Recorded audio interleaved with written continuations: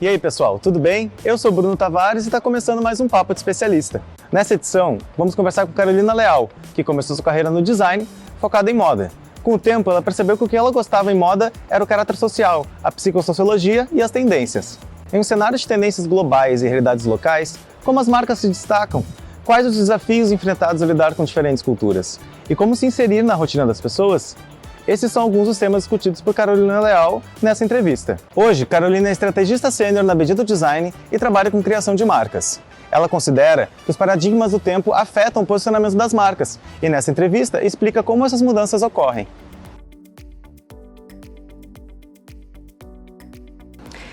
É legal, assim, a gente olhar para os paradigmas do tempo, né? Pensando em tendências, nas coisas que influenciam a forma como as marcas se comportam no mercado, e a gente vê que nos últimos anos as marcas elas vinham tentando olhar para aspectos mais de sociedade, de inclusão, né? De posicionamentos assim que fossem realmente mais voltados a propósito.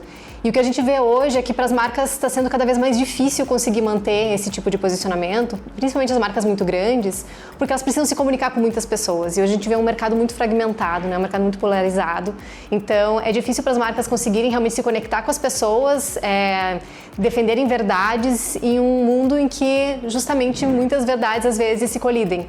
Então, como você ser uma marca realmente diferenciada, né, que tem aquilo que ela acredita, mas ao mesmo tempo poder ser uma marca para todo mundo.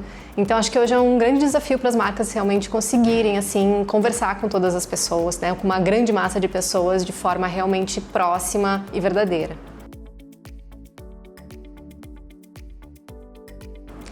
Bom, e a gente vê uma questão, um desafio que as marcas têm globalmente, se espera que as marcas tenham muita consistência, né? Então os escritórios globais, eles tentam unificar as comunicações, unificar ao máximo também as embalagens, né? Todos os materiais, os assets das marcas, mas a gente vê que às vezes o contexto local da marca e tanto o visual dela, mas a própria promessa daquela marca naquele mercado, às vezes até mesmo de uma funcionalidade, precisa ser diferente de outro, né? Então, a construção desses assets, ele acaba tendo que fugir um pouco do que globalmente se foi planejado.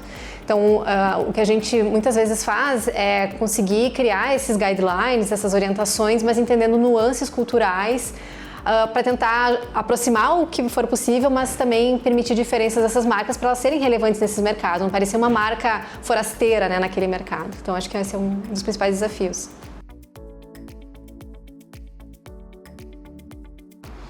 A gente tem um formato específico de workshop atualmente, que é um workshop de collab que a gente faz com influenciadores.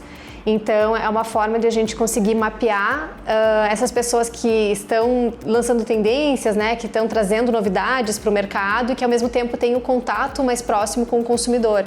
Então, fazendo esse intermédio com os criadores de conteúdo, a gente consegue trazer já uma linguagem mais própria para o mercado, a gente consegue entender ali quais são os tipos de produtos que está tendo mais aceitação, né? Qual é a abordagem, o appeal que o marketing pode fazer. Então, a gente consegue encurtar um caminho que antes o mercado lançava, chegava lá no momento da comunicação e podia dar ou não dar certo, né?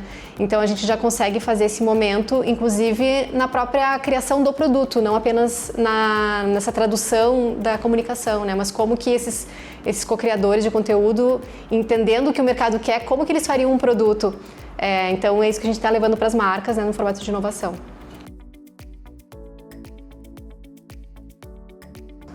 Então, o mercado de calçados eu não acompanho há muito tempo, mas eu acompanho algumas coisas que eu fico pensando que poderiam, de alguma forma, influenciar, né, gerar mudanças para o setor calçadista.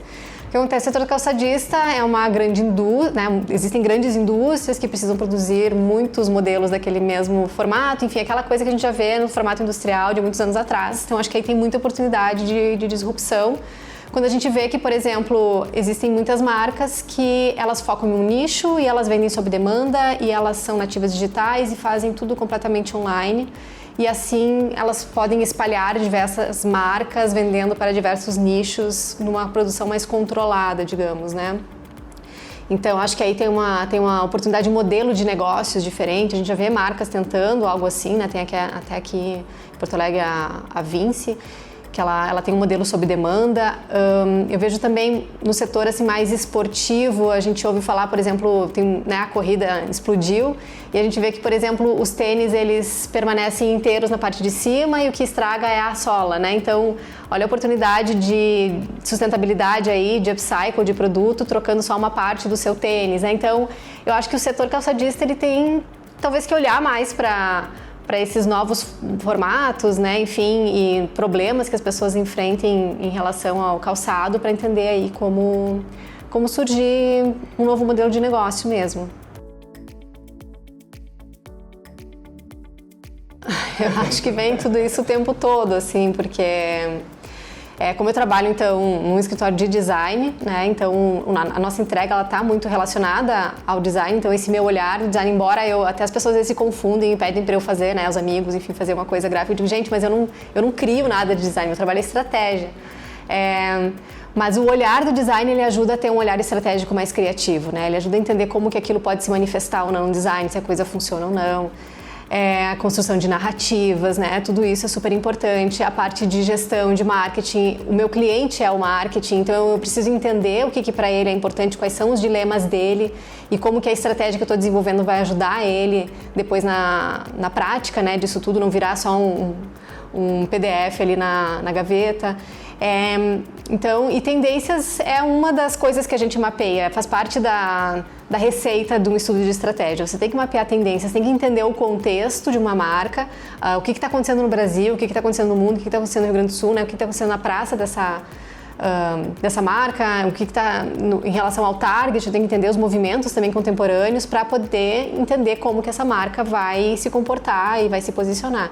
Então é uma mistura disso o tempo todo, assim. E é claro que eu estou sempre buscando o que vai ser essa mistura a mais que eu tenho, né, que trazer para também a minha entrega estar alinhada com as novas necessidades dos meus clientes, né? Tanto que eu já me especializei também em sustentabilidade, né? E venho trazendo mais um pouco mais de ferramentas aí para essa bagagem. E a tua própria experiência com a moda, né?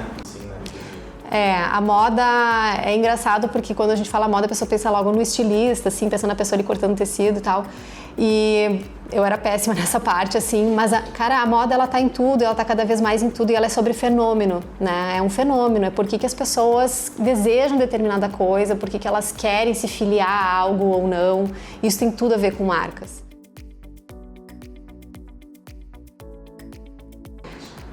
Eu acho que elas precisam desenvolver uma capacidade de planejamento e olhar para o futuro, ao mesmo tempo em que consigam desenvolver isso de uma forma adaptativa.